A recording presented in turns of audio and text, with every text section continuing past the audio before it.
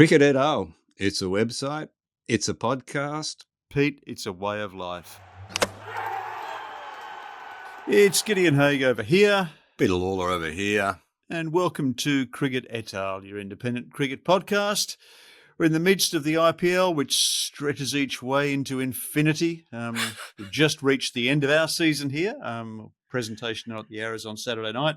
But the new season's already begun because I had my first winter net on Sunday. Hang on. Stretches each way into infinity. Yeah, so it happened before we can remember, and it'll That's finish. It. That's the way it feels. After we know. Yeah. But it's a little bit like the Arrows season because that runs all year. So, awards night, did you win an award for your efforts? No, I was the host. Didn't get best club man. No, but I mean, this was my 50th year as a recreational cricketer. I've got nowhere to put any more trophies, so I was kind of happy to be distributing them, and it was a really, really fun night. If you ever got the blues about cricket, go to a club presentation night. They're absolutely the same as I remember 50 years ago. Nothing has changed. Even the trophies look the same. Oh dear! You know, sometimes to fill in time, there's a recycle place down the end of my street. Yeah. It's a shop that sells art products and shit like that. You know, everything's recycled, reused. One of their big sections is used trophies, and I'm obsessed by them. There are wheelie bins full of trophies for all sorts of sports, and you could build yourself a backstory, couldn't you? Oh, easy. You know, as a yachty or karate or choose a sport. They're all covered there. And there's some great trophies, some really good ones. Yeah. In that trashy trophy tradition. They're not silver and magnificent. Do you have any good trophies at the Arrows? They've gone a bit high art, actually. They've gone a bit sort of blue, sort of perspex-y. But, you know, people are proud of them. People look as happy as they did back in under 12s when they received one. Every player wins a prize. And look, and it was a really, really great night. We didn't have a brilliant summer. We won in the vets, but we didn't. None of the 5 senior teams won. I think they got close, but there were a lot of blood oaths were made to do better next year. Our twos captain, very ambitious. He is rebuilding that team from the bottom up. Oh, our threes captain didn't. He was travelling, so his vice captain had to fill in. So he had to talk through the season, which included being bowled out for 18 and going through a period of about 2 months where they didn't win anything. Yeah. Talk us through it slowly. Yeah. But anyway, he had won the batting in the threes. And he was feeling a bit self-conscious about presenting the trophy to himself. So I got his wife to come up and present it to him, which was actually beautiful. Oh, lovely. Yeah. Was she proud of him, or was she disappointed that he's not playing in the ones? And Janine said to him, "Oh, you've won a few trophies tonight. You'll need to get a new room at home." And he said, "I've already got one." Never goes out of fashion. Simon Kadich had a trophy room in his previous house. Yeah. Or is it in the current one? I think it's the previous one, yeah. I think JL's got one too. JL's got a big sort of shrine, doesn't he? Sort of a walk-in wardrobe of... Does he? Yeah. Old bats and hats and shirts and... I think the story goes that Simon, being quite strategic, was away when they moved house. Yes. And I remember Trevor Marshallsea doing that when we were on a tour of India. His wife was moving house. I thought, gee, that's well played. I've done it a couple of times. Really? Yeah. How long did that relationship last, mate? Yeah. Anyway, I got 2 house moves out of it.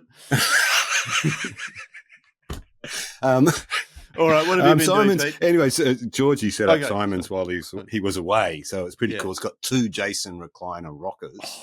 So you can sit in there and just bask in the sort of hairy-armed success of Simon Kadich. But the bit I found behind the door was that article I'd written on the front page of the Australian when he got the flick before he did the press conference, when and then the follow-up article when he did the press conference. They were the 2 articles that I think his wife liked most from his career. When he feed them peanuts, get monkeys. So Jason recliner rockers, a front of mind. You apparently have had a change of furniture. Yeah, is that right? Yeah. Well, my wife's left me, so I'm depressed. Right. Okay. She's gone to her mother's, and Right. she won't be back till Tuesday. It's nothing serious. She's just got to fix up some artworks up there. So I bought a new couch. But the couch I'm is really serious. good at shopping. I know your relationship with couches is pretty. I just said to her, I'm going to get a new couch, and I'm not doing any of that internet shit. You spend all day on the internet comparing products. Yep. I walked down to the nearest furniture warehouse. Never been there in my life. Walked in, said to the lady, and I want this, like Goldilocks. She showed me 3. I tried them. I said, I want that one. And I walked back home and I said, bought a couch. And it's a fucking great couch. Check that out. Yeah. Check that out. Oh, yeah. Half price, too. I'm a good shopper, Gideon. Half price. The first ever floor sale. Chili Pip Lounges, Marrickville. And they didn't give me a discount to talk it up in the podcast. What's your favourite couch of all time? Well, my favourite is Francis, which is sadly sitting outside right now. I think I could almost show you where Francis is out there. Yeah, I think you can get a glimpse of it. Yeah. Yep. Francis I bought when the kids were little, and in fact they had a like home improvements. Well, hang on, I don't want to leave this website. What's the computer saying? Home improvement section of the Daily Telegraph, and I wrote an ode to my couch to Francis. And I found the clippings the other day in my mum's crap. Yeah. It's me and the 2 kids, like they're like that big, on the couch. Me with my shaved head back in the day, talking about how great men like Homer Simpson and what's his name from Married with Children? That guy from Married with Children. Is it Ed? No, it's not Ed. Loves his couch. Okay. Yeah. They all. The couch is the center of family life. It's where a man centers himself, and his family rotates around him. So, what was your favorite couch? Because you only asked that question if you wanted me to ask it back. One does spring immediately to mind. I bought a couch from a second-hand place that had previously been in use at the American consulate in Melbourne, who were obviously discarding a generation of furniture. And it was from, when I pull up the cushions on it, it was from Boise, Idaho, which I thought was just absolutely charming. I imagine what sort of crooked CIA deals were cooked up on it. Do you reckon LBJ sat on that couch when it came out? Anyway, I finally wore it out and I donated it to the club, and so it sat for several years in the pavilion at Como Park until we came back after one off season, and 3 rats had ended up taking occupancy of it, so it had to be disposed of quickly. But it had a fascinatingly variegated career, that couch. Boise, Idaho. Yeah, I'm going to the States soon. I wonder if they'll let me in.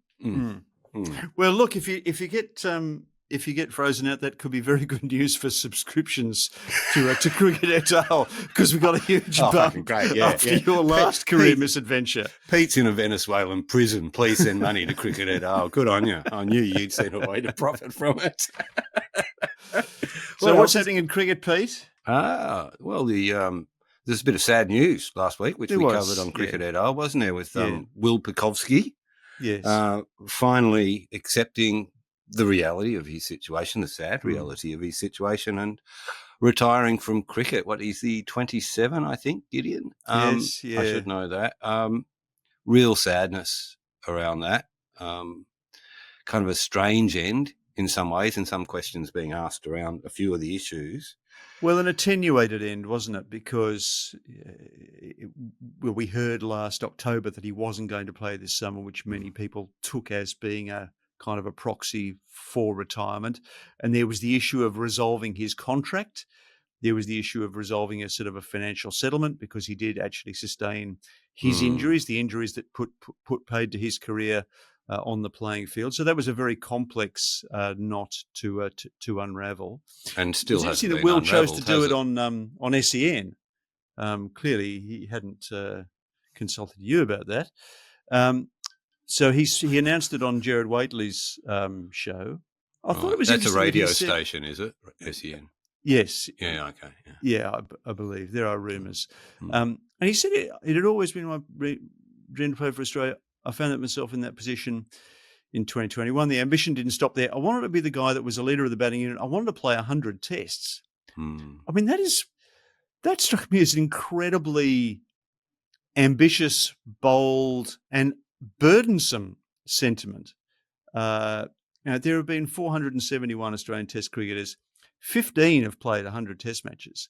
So it wasn't simply the expectations of the game on Pucovski. I suspect the expectations that he placed on himself, the hurdles that he set himself, may have been baneful in the context of his career. Very few players, I think, in the history of Australian cricket would have that amount of expectation on them that Pucovski did when he came to cricket, didn't he? Well, he was immediately parallel with Ponting, wasn't he? Because I think Ponting got a contract with Kookaburra when he was 12, and Pucovski was the same. And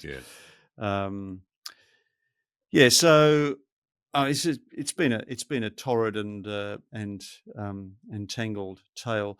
I thought that you wrote a very good piece about it last week, and I thought Philip Brown also wrote a terrific piece for Cricket et al. Yeah, that was a good story, wasn't it? Yeah, nice story about getting the picture. It was, and he'd come all the way across the world in the middle of COVID, got struck down by a positive or by someone else's positive COVID test during the relevant Sydney Test match, and finally got out there in the second innings, in Pucovski's brief second innings of that Test match, and got the money shot, that cover drive off the back foot, which I think if Pucovski had stayed for a while, that would probably have been known as his signature shot. But as it is, it happens to be 8 balls before the end of Will Pucovski's Test career. Yeah, he nicks off shortly afterwards, and that's the end of him. And as Philip says at the end of his piece, I haven't seen him since. I thought it was a really interesting piece because just Philip's desire to cover the first sort of innings of a new Test player just reminded me of us up in the box, isn't it? We all get so excited about it and how frustrating it was to be back in the hotel room getting tested for COVID. Same thing happened to me that summer when Scott Boland was bowling the house down at the MCG. I was across the road in a hotel listening from my balcony. Did you test positive for COVID during that Sydney Test? I got a feeling you did. And as a result, I had to take a day off in that Sydney Test because we'd been doing the podcast out of one of the radio rooms. I've been sitting next to you for 3 days, and somehow I didn't get COVID. Oh, well, you know me. I don't like to give things to other people. I'm not a sharer. Yeah. There's something that nags at me about that Pucovski thing, and it is such a difficult topic to talk about because A, it involves his health, B, it involves his mental health, and C, CTE is just such a fucking unknown. Even the people who work around CTE just have to admit there is so much unknown about it. Yes. But as I said in the piece, there was some years ago where I just had enough and somebody needs to pull this kid from cricket. I'm terrified. Yeah. Watching him go out again and again after all these concussions, but apparently that was okay. People who knew better than me decided that was okay. And people who know better than all of us have decided that he couldn't play. When was that? In May last year, I think that decision was made. It's taken a long time for it to come out, hasn't it? It's clearly Victoria appear to have their nose out of joint about the way this was handled. Well, certainly there was a tone to the statement from Cricket Victoria that they were annoyed, I think, to some degree, or blindsided by the fact that he actually decided to announce it on Whateley's show. And to some degree, I think he'd been running his own race, was the sense that they had, and they didn't know what was up with him. But now it falls into jurisdictions when it comes to compensation, doesn't it? One assumes that this compensation issue is a matter for Cricket Australia. If I was their lawyers, I would be asking, well, how much damage was done the first time he got concussed, which was in a football game at school. Yes. And it was a terrible concussion, wasn't it? I think he spent months off school because of that one, and a lot of I think that even I've heard Will say that kind of, was a foundation stone of everything that followed. But and he also he had a mishap at home, didn't he? Hey? Didn't he brain himself on a cupboard? Yeah, he brained himself on a cupboard. Yeah. But alarm bells began to ring around the time I wrote that piece 2 or 3 years ago. Yeah. Warming up with a soccer ball when he flicked the ball up into his own head, and it was a light ball, and it was, and it wasn't moving at speed. And an hour later, he developed concussion symptoms, and that was thought to be psychological sort of fallout from previous concussions, a sort of PTSD. But he's a great kid. He's a lovely kid. He's a kid. He's a young man. He's 27 years old. He came to the Yarras. He couple of 18 months ago, I think he came down to the Yarras to help us with an event, and he just couldn't have been kinder or nicer or friendlier or more obliging, and just fitted straight into the environment of a sporting club. He's obviously very connected to his own roots as a grassroots player.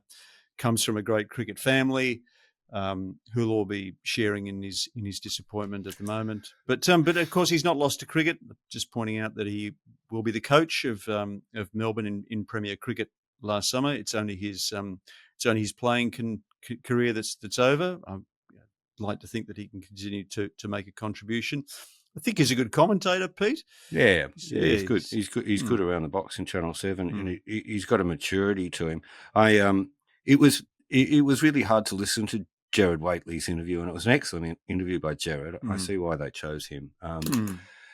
But to hear Will talk about those first few months after the latest concussion, where he couldn't do anything around the house and only sleep, and then to hear him admit that now. So how long after that concussion are we? Is it? Yeah, I know.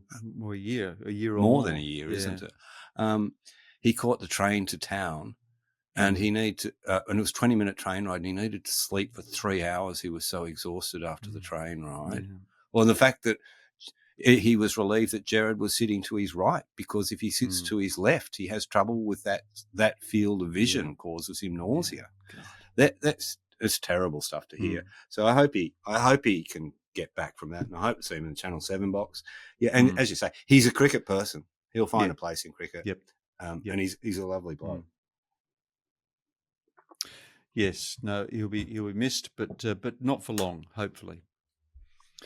I mean, it's the burden of expectation is sitting uneasily on a number of young Australian players at the moment, isn't it? Sam Konstas, of course, being an example. Cooper Connolly, I guess. Cooper Connolly would have expected perhaps to pick up a contract in the last list, but he's missed out. Jake Fraser-McGurk is he's making every post a loser in the IPL at the moment. He's made double figures once in his last 7 innings.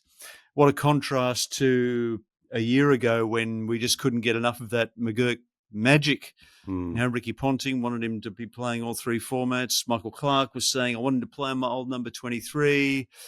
And now, well, Sammy Lansbury. If you saw that shot last night, I mean, that's a shot of a guy who's just completely lost confidence. He's just bunted his first ball head high to cover. Dreadful soft out. So the Delhi Capitals lost their first game last night. Yeah. Have you seen any of him in the IPL? He looks like a walking wicket at the moment, doesn't he? Yeah, well, the first ball duck. So, no, I haven't seen. No, and it must be such a rotten situation to get yourself into, you know. You could talk to Glenn Maxwell about these ones, aren't they? Once you get in the hole, you cannot get out of them. Yes. And what do? You can't go, you know, he did have he's had one innings double figures, didn't he, where he went quite slowly. He did, yeah. Yeah. That's it. It's expectation. He should be delivering on that expectation now. You know, he's 23, he's not 19. But as it is, he's in 75 T20s. I was looking at it this morning. He's averaging 20. He's striking at 147, which is good, but it's not outrageous. So, you know, he needs to be doing something to be justifying these paychecks cruelly, as it seems. And the Delhi Capitals really should have iced that game last night. They were 2 for 135. in the 12th, chasing 206. So that's really you should canter from there. 71 off 57, eight wickets in hand, and Karun Nair going like a train. They've ended up losing by 12, and it was towards the end. It really did disintegrate. Those last 3 run-outs, they're all really, really dreadful. Well, there was a hat trick at the end, wasn't there? 3 wickets. Yeah. I mean, and they were pretty elementary. I think in each case they were batter errors. Ashutosh, I know he got balked by Bumrah, but he didn't accelerate into that second run. Kuldeep really jogged that second and managed to get himself run out, and then Moat hits the one straight to mid-on and gets thrown out by directed after a hesitation. So they've only got themselves to blame. They've been flying. They've been unbeaten up until that point, and Mumbai Indians have, like CSK, the other great power team of the last 15 years, have been in the toilet. But it's interesting how quickly you can claw your way back from the bottom of the ladder in IPL. They don't really celebrate run-outs that much in the IPL, do they? Is it generally because it's batter error? But it's one part of the game. Maybe there's not a lot of running. Maybe the skills of running between the wickets aren't, because it's such a boundary hunt in IPL. Maybe they don't practice running between the wickets as much as they should. Like, I sometimes think that they certainly don't catch as well as they should, and they certainly don't field in the ring as well as they should. The number of times you see guys diving over the ball or executing slides when they don't really need to, for a competition that is as high standard in certain areas, other ancillary skills in the IPL are not where you would expect them to be. There was another game last night too, wasn't there? It was the Royals versus the Royals, was it? A Royal off. The Royal off, yep. The Royal off, yes. Yes.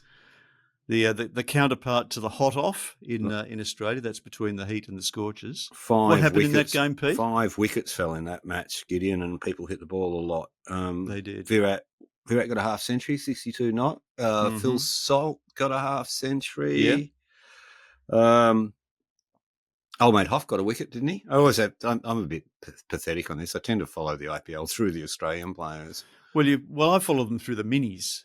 Do you? As Curtis Patterson was saying a couple of weeks ago, it's an ideal way to start the day, isn't it, with an IPL mini? So it's hardly cleared its throat, the IPL, and it feels like it's been going on forever. I mean, each team's only played 5 or 6 games. Yeah. I mean, there's 4 teams on 4 wins, isn't there? It's a little bit like the AFL season. And I found the AFL season so long that I kind of have to pace myself. Yeah, I can't go too hard too early. No, you wear yourself out. It's like an election. You consume all the information at the start of election, and then you're bored with it. Hey, Mitch Marsh didn't play the other night, but that ended a pretty sort of golden run for him. Yes. 72, I wrote down his scores: 72, 52, 60 and 81. Well, obviously not fielding or bowling agrees with him. Well, yeah, but he's clearly had to compensate with a bat for the what he's not delivering with the ball. But $623,000 he gets paid to turn up to the IPL. I'd be interested to know what the impact of not bowling and fielding is on players. Some players, yeah. It's an incredibly hot time of year in India, isn't it? I mean, it's absolutely oppressive. And I know that in day games, if you have fielded first, it is quite hard to get yourself up to bat. Yeah. So you look at the day games. You often think about batting first in the day game just simply for that reason. But there must be a huge payoff for those impact players who don't have the burden of running around the field. Even if you're not handling the ball, even if you're not called upon to slide around the boundary, just simply being out there rather than sitting in the dugout must take a heavy toll. Yeah, it must. Did you notice that the reason Mitch didn't play was because his daughter, who was born a few months ago, was sick. Olive. What a lovely name for a girl. That's Olive. A beautiful name, isn't it? Hey, yeah. I really like that. Hey, we're missing the big yarn in the IPL. The stink. Didn't you see Travis Head versus Maxwell and Stoinis exchanging angry words in the middle of the pitch. You didn't. Was it not a put on? No, I don't think so. Actually, no, go on. They looked really hot and shitty. They looked hot, didn't they? I think Hetty said later, it brings the best and worst out of you when you know them so well. Yes, yep. Head looked quite cranky, and Maxwell returned in kind, and then Stoyne stepped in. So. But Stoyne the peacemaker. Was he a peacemaker? No, I wasn't really sure. I can't imagine Stoyne in that role either. No. So anyway, there's about 6 months more of the IPL to go, but never fear, because Cricket Australia have got a plan to make the BBL the second greatest franchise cricket competition in the world. And Gideon have hired. Did you read that? Boston Consulting. Yeah. Who actually were involved in the original plans for the BBL. CA have used them before, haven't they? A few things, I reckon. Yes, they have, yeah. Yes, in fact, my Yarra's colleague, Joe Butler, was the point man for BCG in that case. Hello, Joe. Hope you're out there listening. It was a piece by Daniel Brettig about this last week, wasn't there? Putting the sources.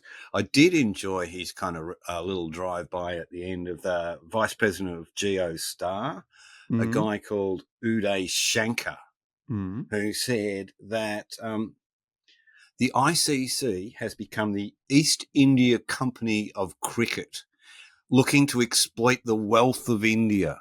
So we're all out. It's a sort of Trump-esque view of world cricket, where everybody's just trying to take our stuff and we want it back.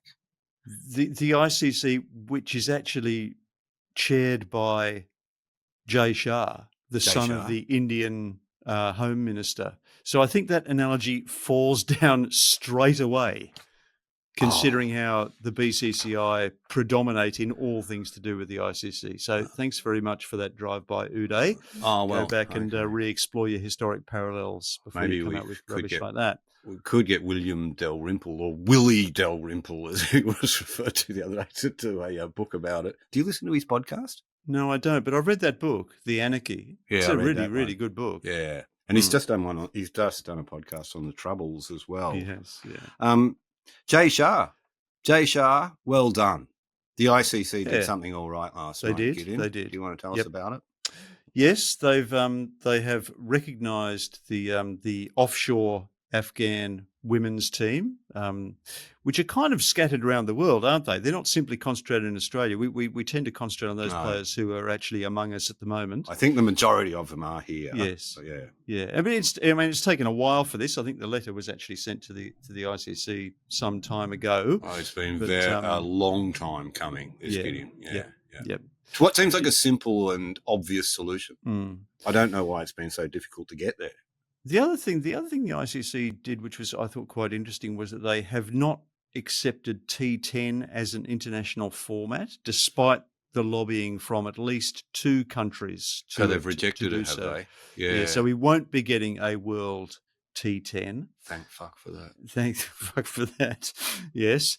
That's one thing we probably don't need to add to the cricket calendar at the moment, although it would be short. We could probably get a world T10 into 2 days. A T10 mini would be shorter than the ad break between innings.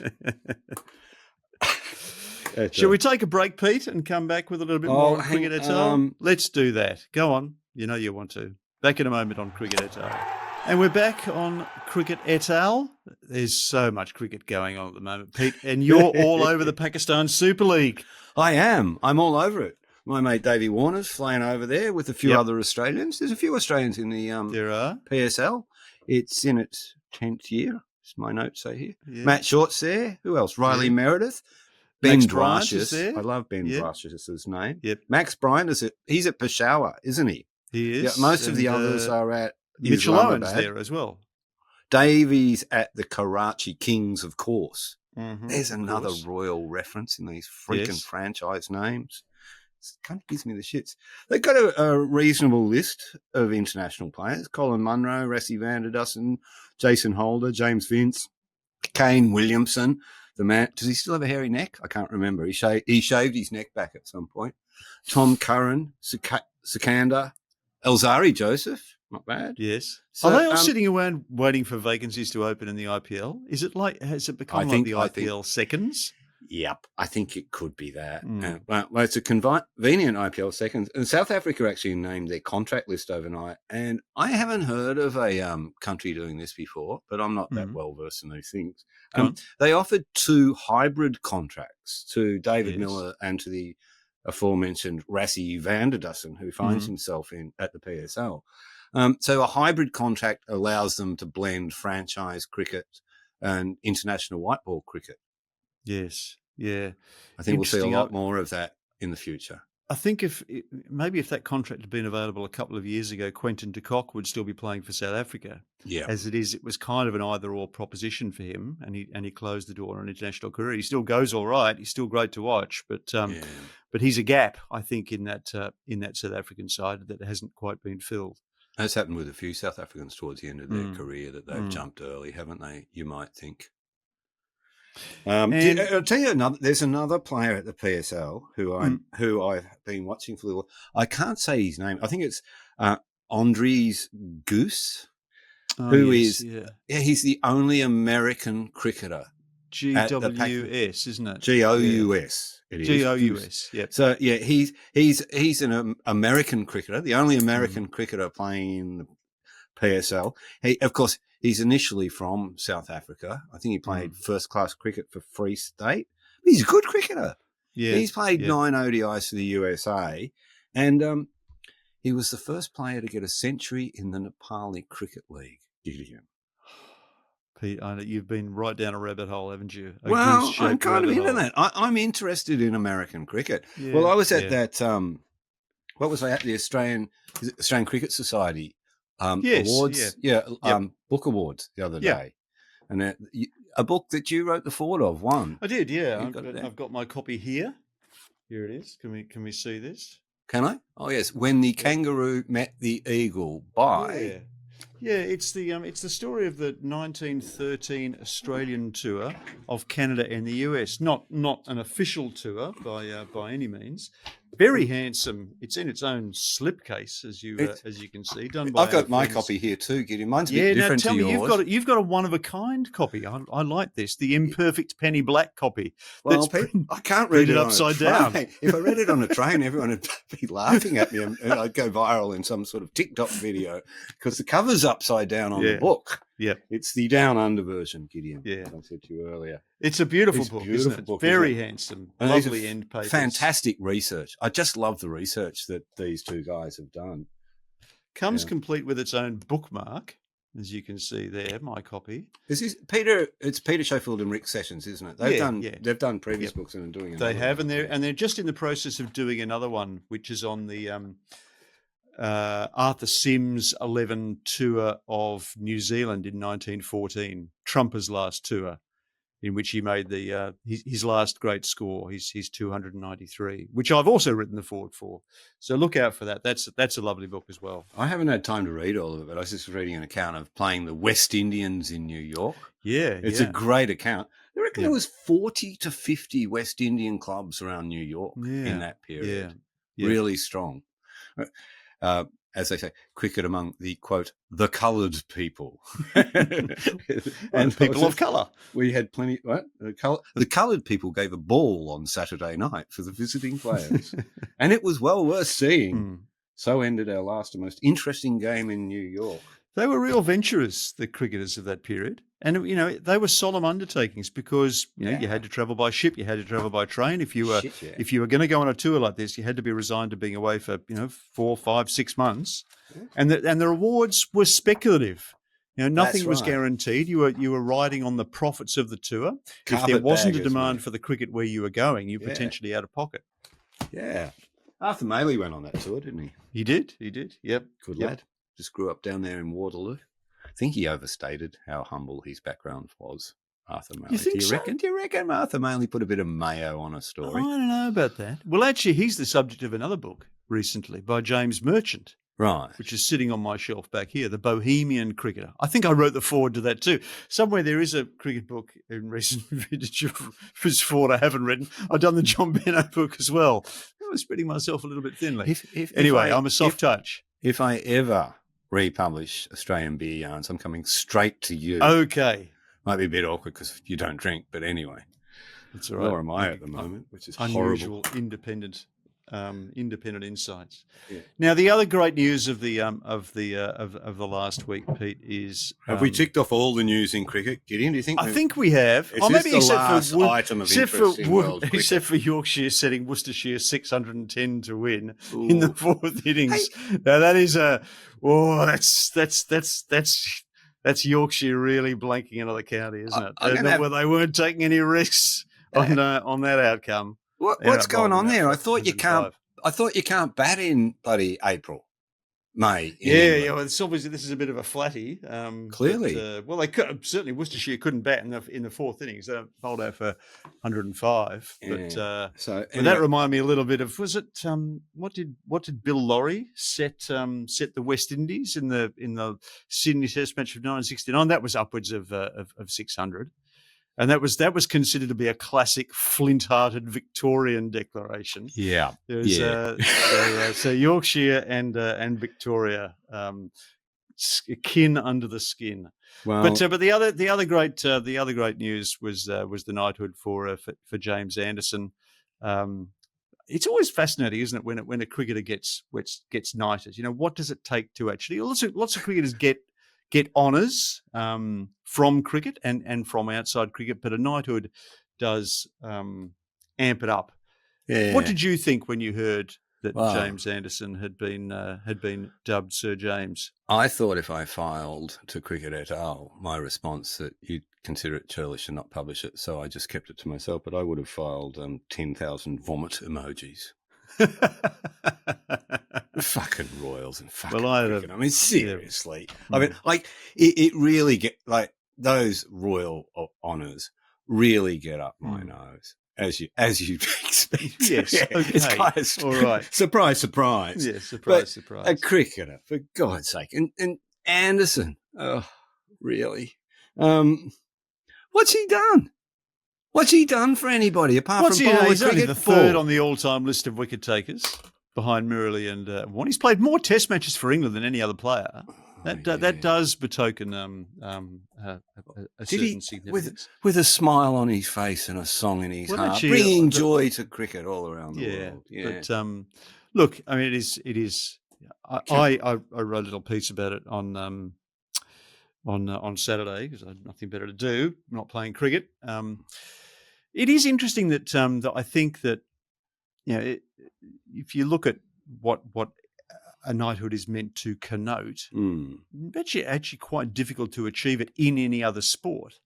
You know, to have to conduct a career on an epic scale. You know, Anderson has been at the top or near the top for 22 years. You can't really do that in any other sport, I don't think. I was looking at the length of the average professional football career is 8 years, and most a sizable portion are finished before they're 24. Really? Yeah, only a third of Olympians compete at multiple games. But cricket, you can go on at length and you can make multiple comebacks. I mean, look at Karun Nair last night. Now, he hasn't scored an IPL 50 for 7 years. And he's come back at the age of 33 and he's absolutely blitzed them. Yeah. But, there is something very specific to cricket that you can watch a player kind of age in parallel to you. You can remember. I can still remember James Anderson in 2003 with the dyed hair and the flair and the swag. I mean, that's not the way that he turned out. He ended up a pretty dour character, a very introverted character. But there's no doubt that he placed enormous store about representing his country, and he misses it enormously. I think there's no doubt about it. He was really sorry to say goodbye. His love of the game was quite admirable, wasn't it? And he's still playing, for goodness sake. He's still out there. He's still available for Lancashire. I think he's injured at the moment. He was in the 100 draft and was sort of slightly miffed, I think, not to get picked up. I wonder why he gets up my nose. I don't know. Because I don't instantly dislike English cricketers. No, I like Joe Root, and I kind of like Johnny yeah. Bairstow, and there's a lot of English cricketers that I like, but there's something about him that gets up my nose. Maybe because of what he did to George Bailey. Is it because he's a rival podcaster, Pete? No, yeah. With our friend Felix White, rival fast bowler, Gideon. Yeah. He was mean to George, and that was in the period when you weren't allowed to be mean to George. I mean, I encourage it now. Yeah. It's open season on George Bailey and his mates, the selectors, but you couldn't anyway, pick on George nonetheless, when he's our beloved George Bailey. Despite your reservations, I have prevailed upon you to participate in a top 10 in honour of Sir James Anderson. I found it hard. Because I've got 7. Do you only want to do 3? That's not hard. That's actually too easy. Do you only want to do 3? Well, I've actually made it harder for myself. I mean, you could do all sorts of things, To Sir With Love, Never Can Say Goodbye.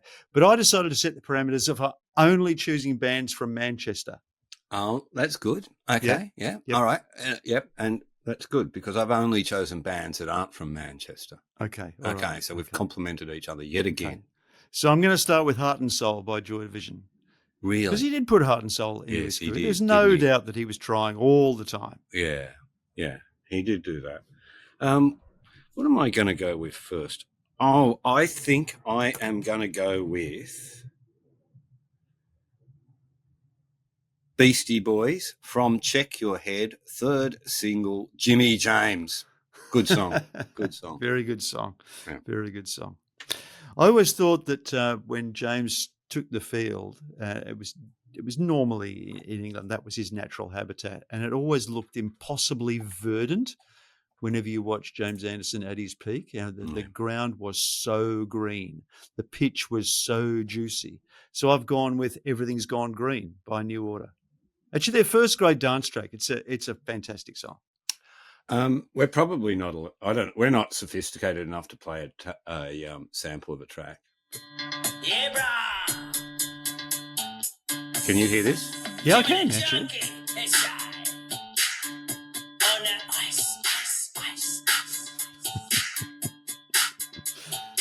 Then you fade it. Shut the fuck up, listen. Let me tell you about my addiction. Puffin' on a crystal nightly. I got 2 points in my Nikes. Will I ever stop, bruh? I don't know. I'm on more ice than an Eskimo. Shooting up, bro. You know that I can handle it. Give me the pipe. I light it up like a candle. Fuck dope. Anyway, maybe Dave can cut in the chorus, which doesn't come there. It's Ice, Ice, Jimmy. Mm-hmm. I'm on more ice than an Eskimo. When will I stop, bro? I don't know. Ice, Ice, Jimmy. That's by Australian artist Jimmy Speed, who you may know from that excellent TV series Pizza. Is that right? Yes. Good connection. Nice. Okay. There you go. Yeah.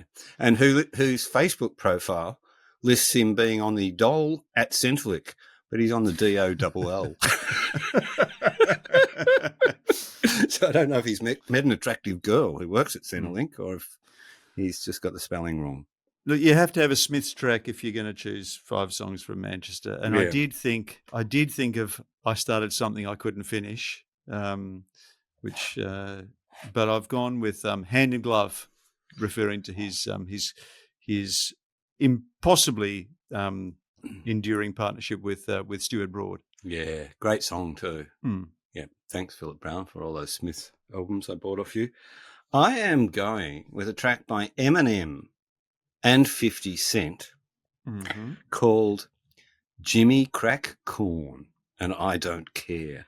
Because A, it was a song that we used to sing as kids, and B, I recently came across it in that book James by Percival Everett. Yeah, in that book, he actually sings that song. Yep. Jimmy Crack Corn and I Don't Care. So there you go. Nice. Yeah. I think probably the time has come for Jimmy to fade out, though. I think he's at risk of overstaying his welcome. So I'm going to give him Time's Up by the Buzzcocks, one of the definitive Manchester bands. Good. From their original Spiral Scratch EP. So how many have I done now? 2 or 3? I can't remember. You've done 4, I think. No, I haven't. Oh, no, 3. 3. Okay. Yep, all right. go on. Well, I'm going to. The last two are going to be for my contempt for these bloody OBEs or MBEs or whatever they are. And the only reason it'll be presented by the King is because Lizzie's in a Box. That fantastic song by The Sound That Ends Creation. Have you ever heard them, Gideon? No, I haven't. No. They're pretty good. Can you play it? The Sound That Ends Creation? Yeah. Yeah, I suppose I could. Is this going to become a thing? We'll probably get in trouble doing this, you know. Yeah, probably will. Maybe we should. No, I don't think it even made a record. The Sound That Ends Creation. What was the song? In a Box, isn't it? Yeah, great song. Great song. I play it all the time. Can't find it. Can't find it anyway. You'll have to look it up on. Yeah, Dave will cut that in there. Yep. My last one. Of course, I have to choose a Maccabees song because Felix White is Jimmy's great mate and a lovely fellow, and probably the second slowest left arm spinner in the world. Second only to my good friend John Scurry, who I presented with for his award for his sixfer on Saturday night, and No Kind Words by the Maccabees. All right, very suitable for Jimmy. My last one's by a band that seem to have there's no trace of them on the internet anywhere, except in one spot where I found their songs. It's a band called Late Onassis. Have you ever heard of them? Yeah. No, pretty good, bit punky. I'll give you a taste. Bit heavy. Yeah, go on. Yep. This is a song called Wow, What a Wank. And that's, it's a wank. It's a fucking wank. How did you find them? It's funny, isn't it? Where do you find them? It's like looking down the back of the couch and there's a band there. I searched for songs called What a Wank. There aren't many, and if anyone's looking for an original song title, I reckon it's still out there. I don't think Late Onassis are going to chase you up for copyright. It's amazing, isn't it, the accessibility of music now? All you need to do is kind of think of a band or think of an idea, and there's a song at your fingertips. I was walking to the supermarket last night, and I started thinking of this album, which I think I had at one stage, by Black Randy and the Metro Squad. Never. Do you remember them? Yeah, no. It's just got one of the great titles of all time. Past the Dust, I Think I'm Bowie. And like within 3 seconds, I was actually listening to the album. I know. It's ridiculous, isn't it? It's ridiculous. Remember I used to I've got this and I'm the only person in the world who's got this song and, and if I ever want to hear it again, and now you just... Yeah. Go on one of those. My daughter will never understand it. My daughter, who lives in this environment of abundance, will never understand what it was to prize a record, to go looking for a record, to seek a record and finally hunt it down. Hey, before I go, because we're just talking shit now anyway. Yeah. I'm reading a great book, and I bet you've read it, The Unexpurgated Code. JP Donleavy. Have you read that? Now, did you see, you read it, you read that same piece on the New York Times that I did? Yes. About JP Donleavy. Yeah, right. I read it and I thought, you know what? Is it good? It's better. Really? Yeah. Okay. It's essentially a self-help. It's a self-help book for people who social climbing. Yeah, right. How to social climb. But it kind of becomes a novel. Yeah. Because he's projecting himself onto the things that he's writing about. I'm only halfway through, but there are some wonderful, wonderful takes, which I'll give you a couple. Go on. Okay. So this is about trying to meet ladies who are socialites, who will, the spectacular pucker ladies will never pretend to be lower social classes. Featured in these creations and splendidly gemmed in their best diamonds, they hit the top resorts, watering places, restaurants, hotel lobbies, knocking the hell out of the opposition. Chauffeuring and undertaking is sometimes about the only entree to such women, except if you crack their country habitat. And there's a fantastic piece about all the socially acceptable ways to die and to commit suicide, and what sort of mausoleum you should build to yourself. Right. And guarding against courting, there's little asides about if you have necrophiliac tendencies, you might want to make it a bit more secure, because passing casual necrophiliacs tend to get jealous if you're doing it in your own mausoleum. It is really out there kind of book. Did you read The Ginger Man? Because that's J.P. Donleavy's probably the most famous title. 30, 40 years ago, I think. Yeah. Have you read it? Yeah. It was one of those books that you had on your bookshelf and you couldn't quite remember how you'd come by it. It was ubiquitous in secondhand bookstores. Yeah, I can remember. Yeah. So he says, how do you know when you've finally made it to the top? And it's a great climb to the top. And he said, there's a test you can do. Upon a chosen clement day, exercise a sartorial master stroke of impeccable taste. Don a neatly laundered, sharply pressed pair of flannel cricket trousers, white buckskin shoes, white moleskin hacking jacket with a red carnation in the lapel, silk shirt, and purple tweed tie. In your summery, stylish regalia, and looking really nice, poised on the 6th floor room balcony of a goodish old-fashioned downtown hotel. When everyone is suitably assembled to watch you jump off to break your head, commence peeing. If no one tries to rush the hell out of the way of your pissing all over them, you have reached the top.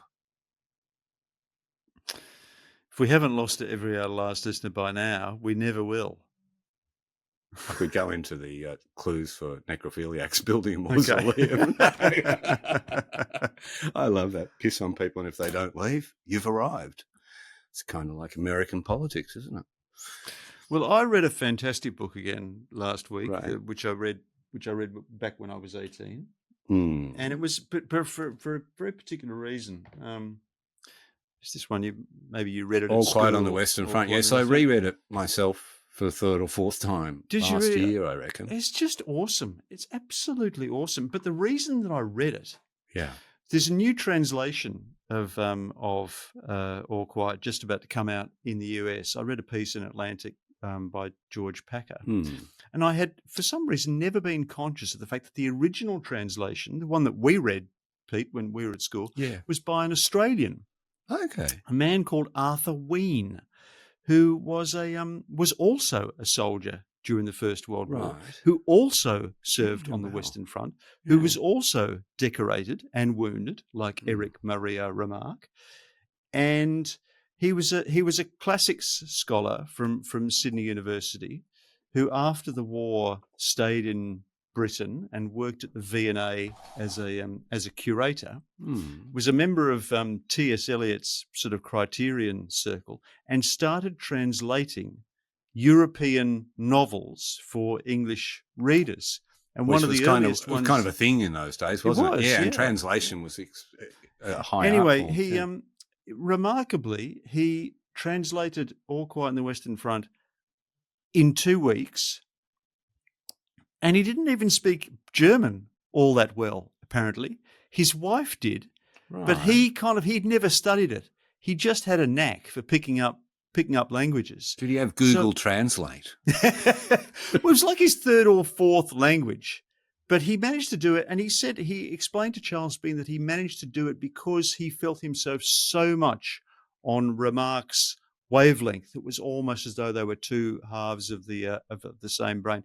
It's a fantastic translation, and I've actually gone and I've read a biography of Arthur Ween by an Australian scholar called John Ramsland, and I've started reading some of Ween's other translations because there was a glut of novels about the First World War in Germany in that period, in the late 1920s and early 1930s. Suddenly the nation was plunged into this bout of soul-searching and introspection about what had happened in the First World War, only for the Nazis to come to power in the early 1930s and basically make it illegal to voice anti-patriotic sentiments. Yeah. And one of the novels that was burned was All Quiet on the Western Front.